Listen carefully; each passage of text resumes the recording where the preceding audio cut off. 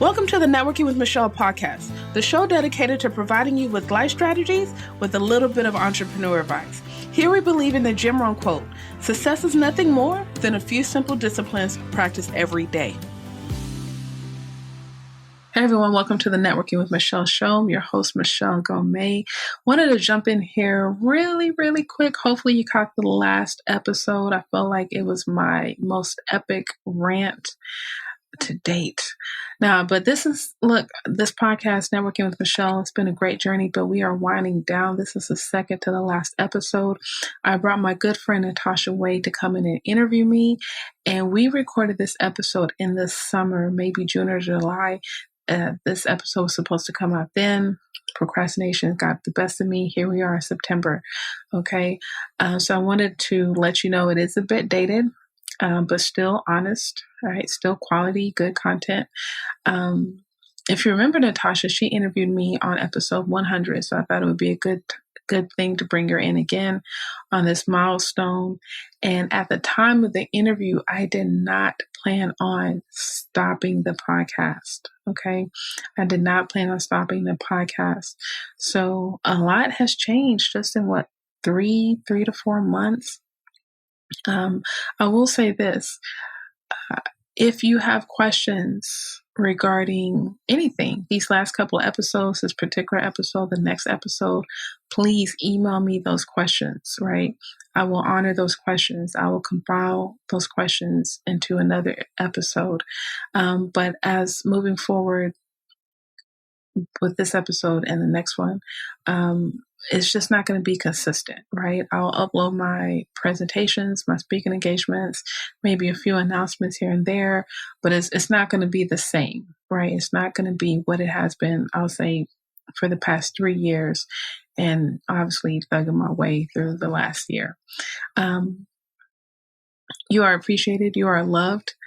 I am grateful. I'm so humbled from this experience, the listeners, the guest, and without further ado, episode 200.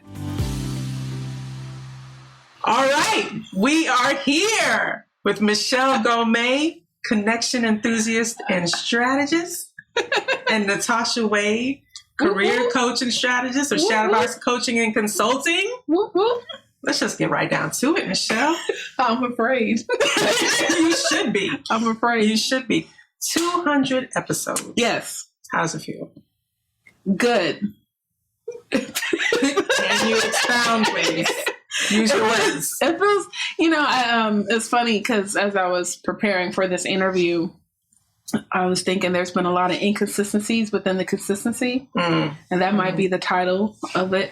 But no, it really does feel good because with each episode, whether it's solo or an interview, there's been a lot of life lessons. And I'm grateful for everyone that has taken the time to contribute to the podcast, to interviews, editing. And I've just learned a lot, through these people, where I was a guest on their show as well. And I'm grateful. I really am grateful. So I got to say, as your friend and as someone who's seen your evolution, I'm super excited. Thank you. Seriously, 200 episodes. We will be having alcohol later. All right. So tell us, how does the reality compare with the original vision? Woo. That's a great question because so much has changed. Originally, when I started the podcast, it was to definitely focus on my personal brand because I had just finished writing Network, Navigate, and Nurture. And I was like, I could start a podcast. I can interview all these people. I can write another book and another book and another book. And I've written one book from that. But, it's just those unforeseen circumstances, and not necessarily in a bad way. I think lots of times you have the vision, but you don't know what you're getting into until you start doing the work. Right. And then the vision has to be tweaked, right? Because reality literally sets in. Right. And it's like, oh, okay. And there's still room for that. That's why I keep the podcast going.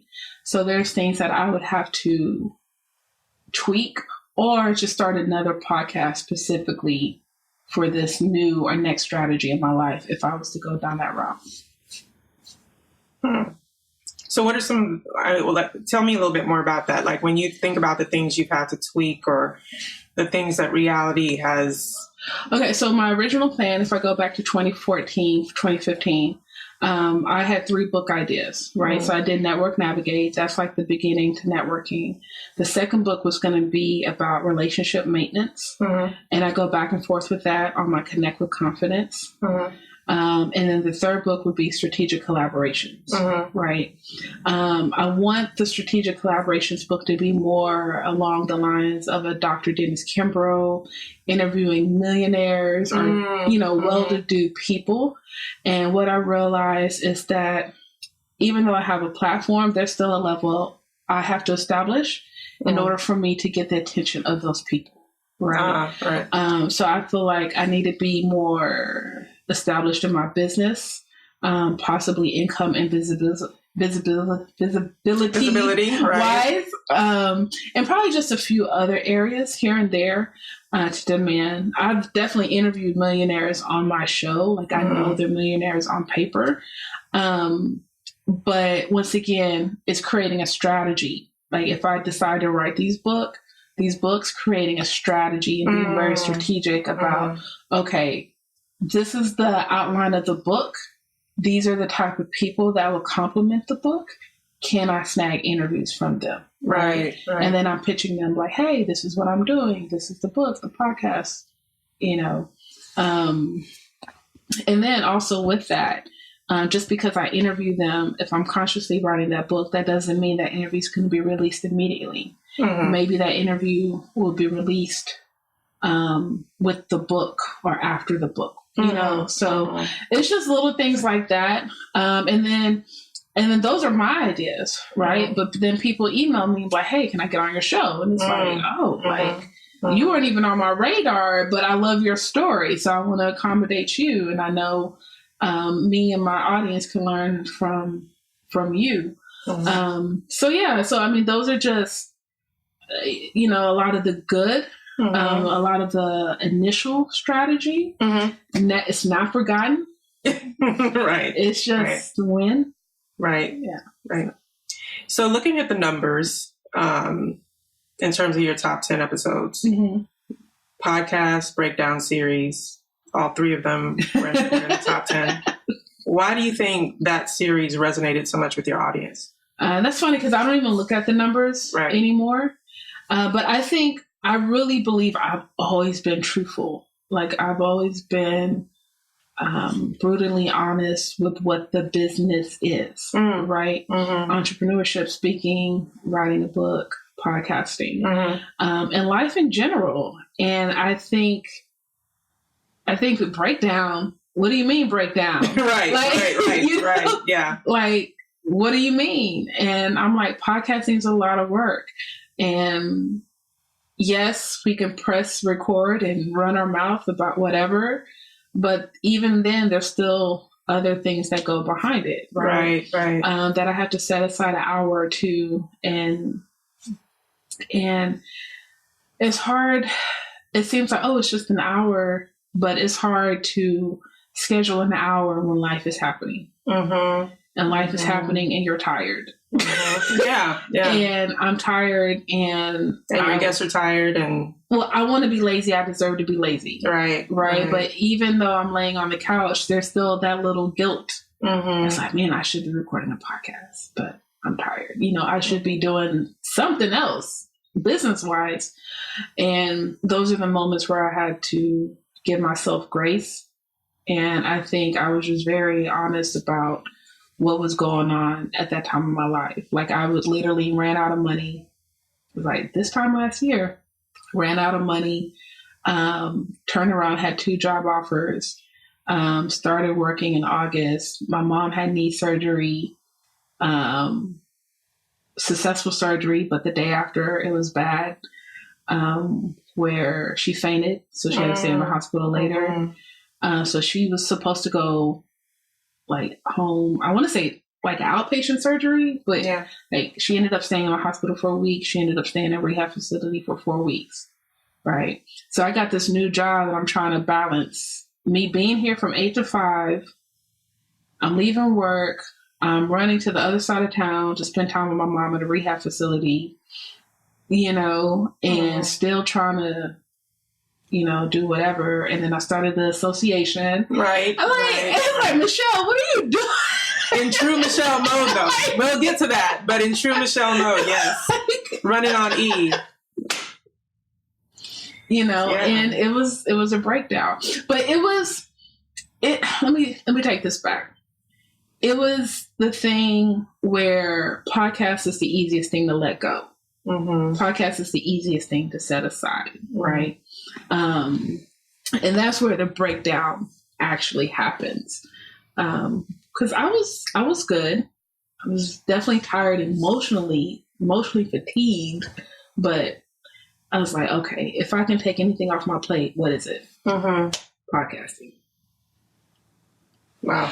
And I think one of the things, I mean, if you guys haven't really listened to that series, it was very telling in a lot of ways for me. I grew even instantly, personally, from listening to that series. One of them being, like you brought up a good point of mastering your craft and how it's not just about asking questions, but, what does it take to get to be an Oprah and a Diane Sawyer and things like that. So I really appreciated that. So I want to get to the vulnerability because I think that's the part that really impressed me as well. Because you and I talked about that at some point in our friendship, you just becoming even more transparent. How did you get here to this place of total vulnerability?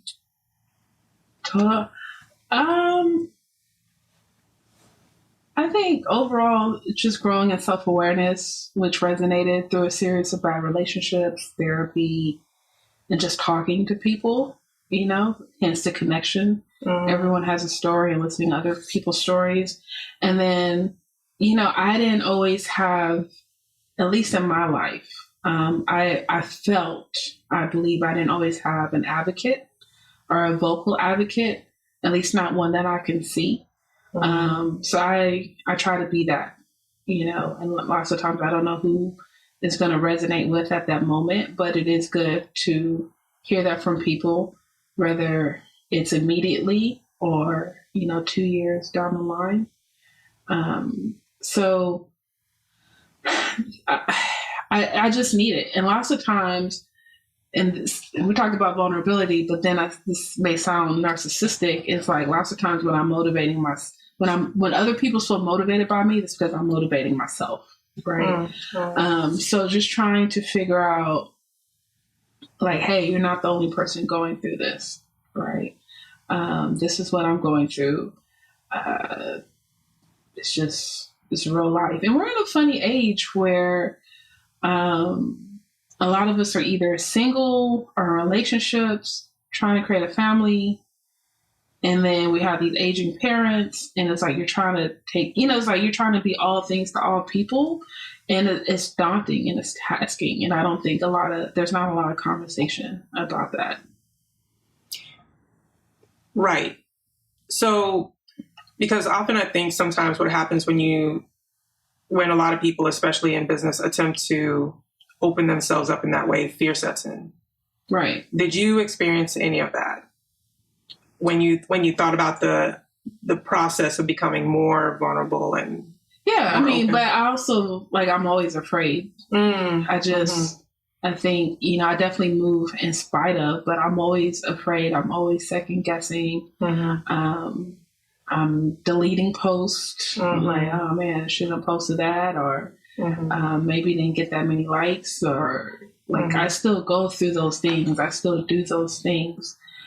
But I'm just me. I'm just me. I'm just Michelle. But honestly, as honest and as transparent, or I don't think I'm really that transparent.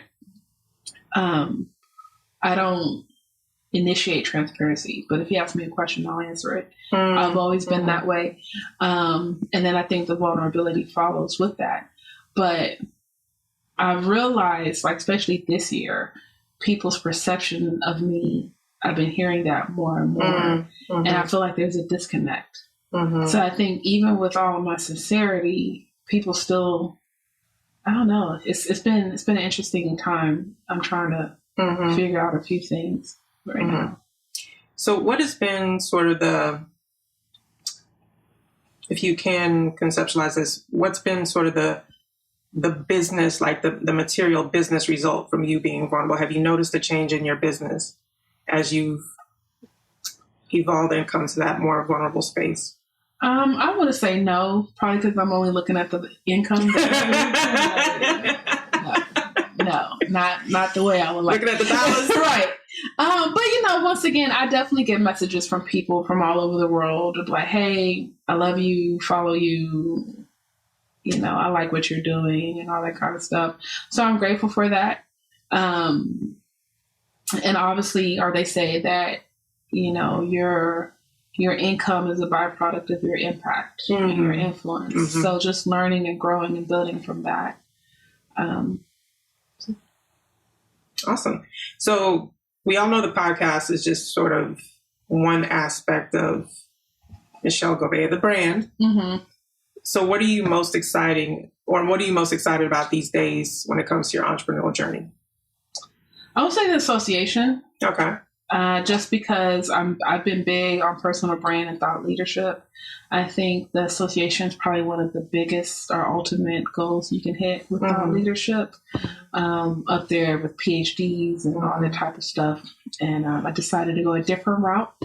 And even though I've created the association, but at the same time flipping that into my personal brand and trying to get that, leveraging that as like, hey, yes, I have this association, but I'm available to speak on these topics, right? Mm-hmm. Like, I'm very blessed to be in a position where everything I do is marketing, right? Mm-hmm. As tired as I am, I'm also saving brain power. You're right. So I'm grateful for that. But I would say that's probably the biggest thing entrepreneurial-wise that I'm excited about. Gotcha. And what's your biggest hope for the association? Like, at the end of the day, what are you hoping it's going to accomplish? To galvanize the people, right? To galvanize marketing professionals that they can collaborate, creating a collaborative community, right? That's the punchline right there. They'll be like, hey, we can work together. We can go after these RFPs within the city of Houston. We can make money together. I can grow professionally within my career, my business. And then the ultimate goal is to have multiple chapters. Right. Right. We've had our leadership developed through the Urban League, professionals, the Black MBA. I'm just trying to duplicate that blueprint. Right. But, hopefully have multiple chapters across the nation. And we're out here and I want to grow, but I got to grow it right. So that's the thing. And just, it's been challenging. I was going to ask you that. What's been sort of the biggest challenge in growing it? And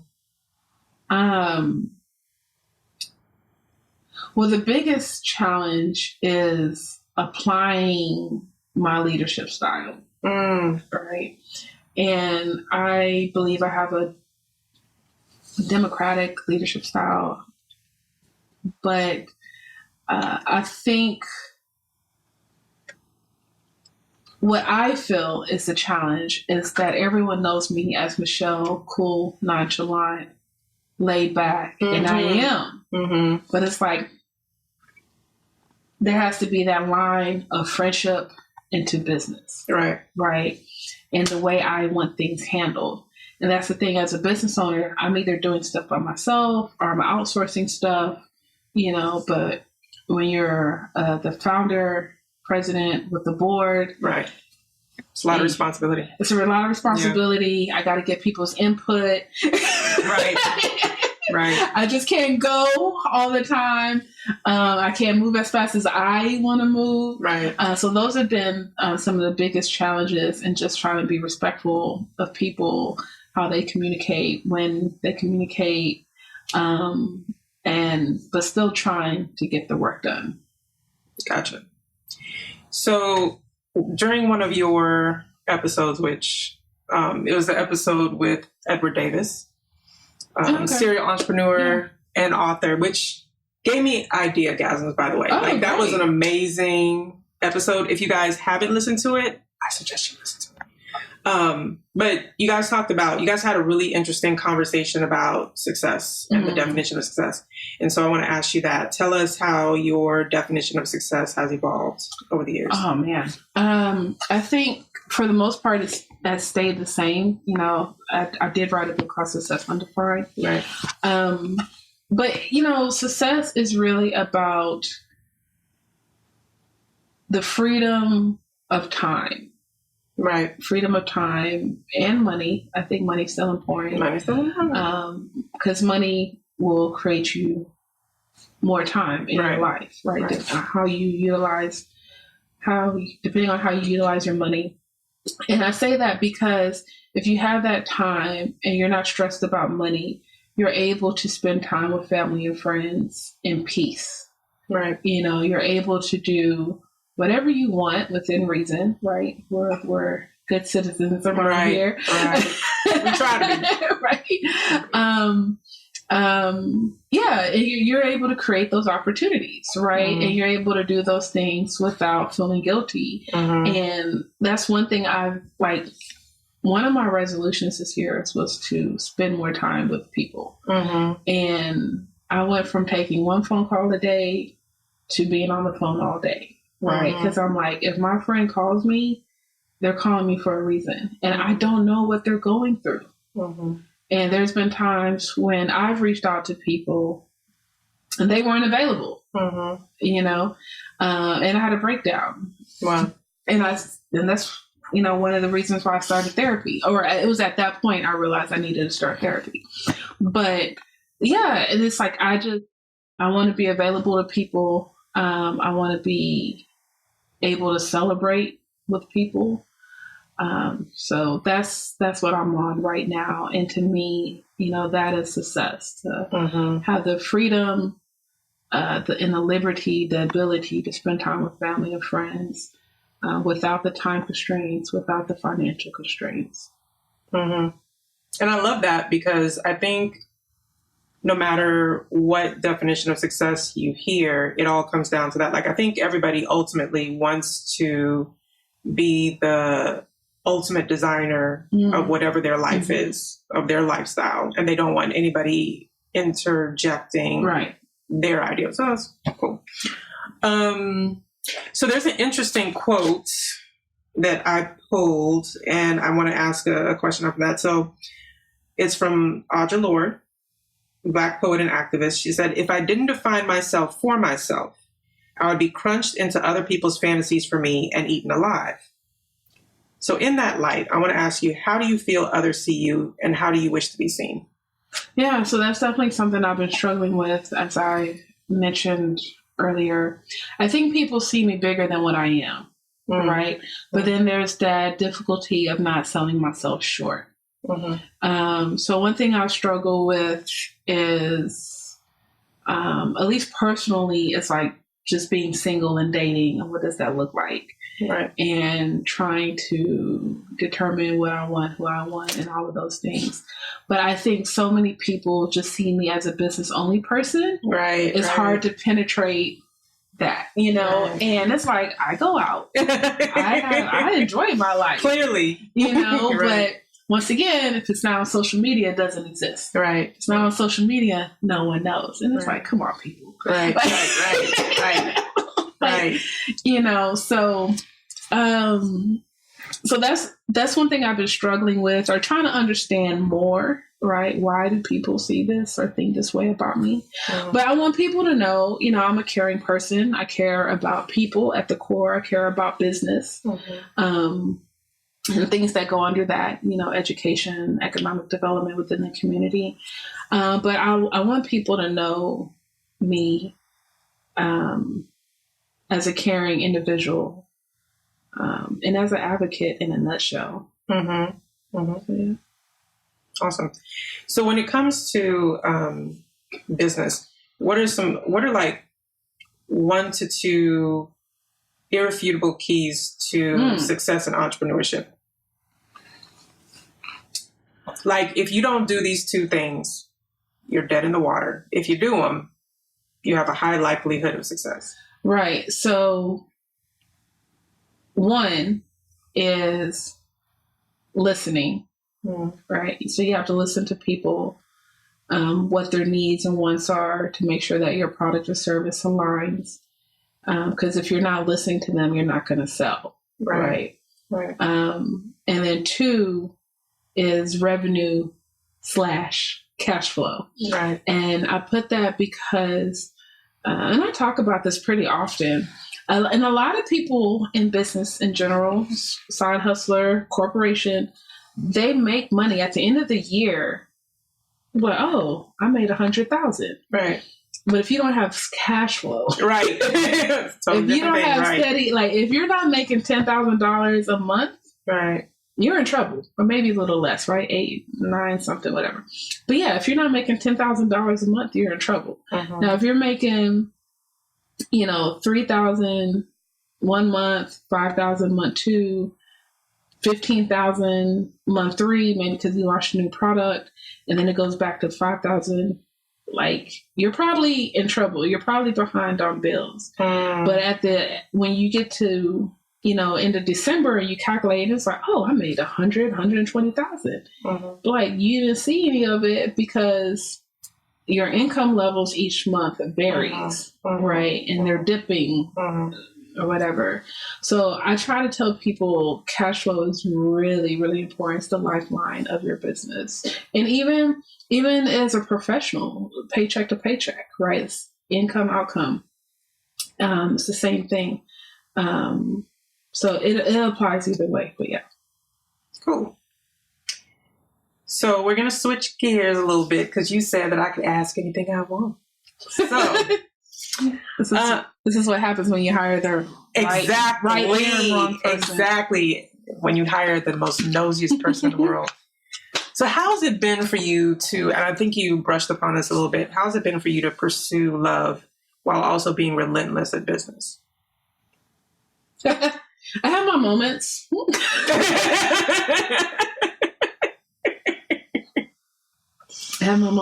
No, people ask me that question in various forums. Because I had people tell me, like, Michelle, I understand why you're single. You know everybody. And I'm like, that's the problem. Like, that is the problem, So once again, I think it goes back to perception.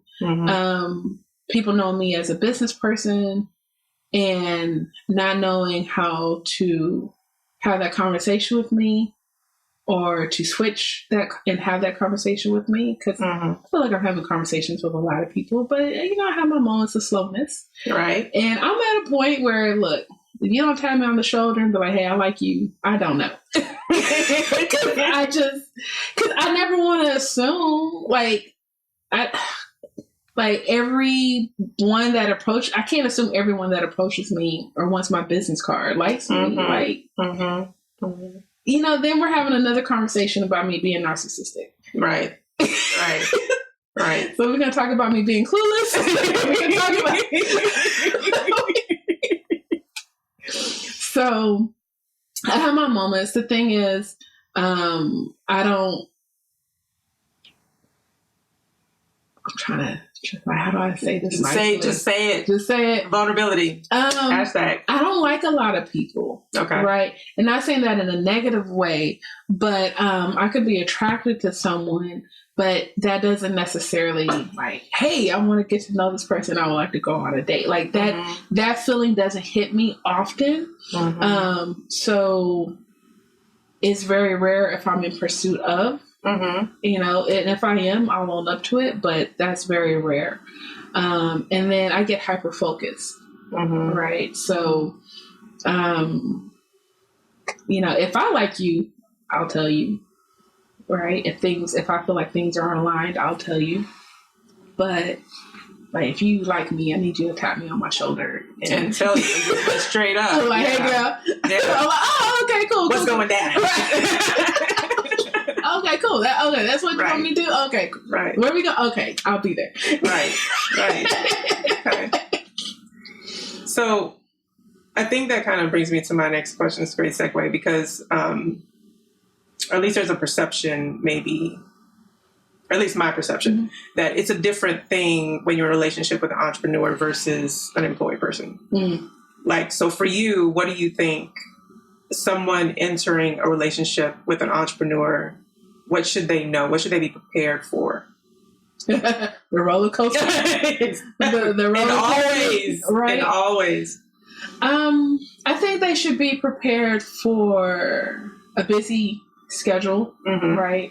And that can vary. We got to keep in mind lots of times when entrepreneurs, they're working on their business during the day, but maybe they're going to networking events during the day or the evening, right? And those networking events or those extra events is what's bringing prospects, leads, money to the business, right?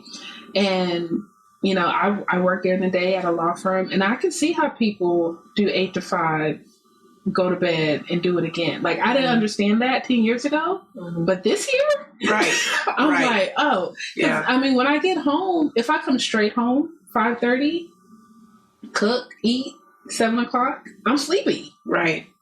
You know, and now I'm trying to open up the laptop and take care of some client stuff. Right. And be efficient and whatever. I mean, it could be difficult. And it's like, okay, I think a person, I'll say the professional person, has to develop empathy for this entrepreneur and hopefully see the vision that they have for his or her life. And if they're able to create an alignment and see a future together, that's the only way it's going to work. Yeah, and I think, to interject something a little here, I think there's even a clue also in that same episode with Edward Davis that you guys mentioned, which was, like I said, a mind-blowing idea for me, the wealthy mindset. Because you just talked about the financial aspect of it. Even that part can be the roller coaster. Right. So on some level, this idea that having that unyielding belief in that vision and that person, because when things get really low and you have to be the ones to sort of carry the household or the weight, you know, how do you deal with that? Right. Or have you seen case studies in your own personal life where that has put strain on relationships? Yeah. And I think, you know, especially with a man, if we go back to traditional views, should be taller, stronger, the breadwinner. Right. And if he's the entrepreneur and he's feeling like he's having a low month or a low period and he can't provide for his girlfriend, possibly wife and child, like he mentally, he's going through, right? That in general, man or woman, mentally we're already going through.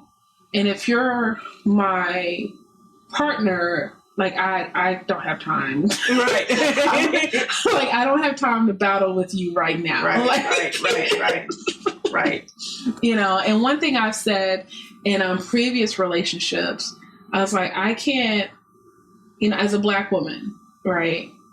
As a Black woman, I can't go out and fight the world and come home and fight you too. Yeah. Bars.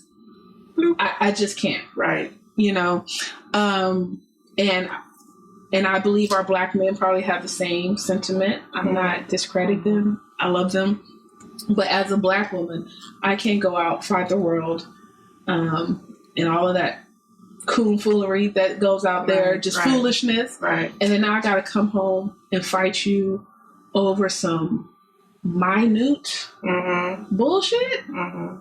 Like, no.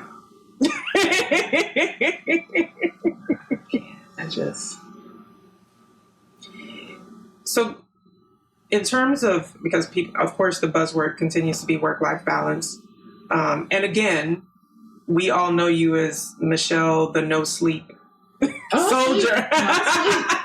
I sleep. Well, me and a mutual friend consider you like the person that never runs out of gas.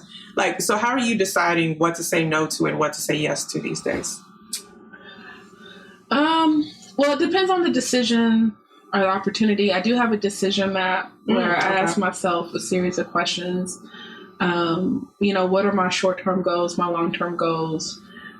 Does this opportunity align with those goals? Yes or no? And would I be willing to walk away if need be? Right. So especially this year with the association, it's presented with a lot of opportunities. Those opportunities lined up with my goals. Some of them were a yes, some of them were a no / maybe, right? But once again, life happens, things change, start to reevaluate things.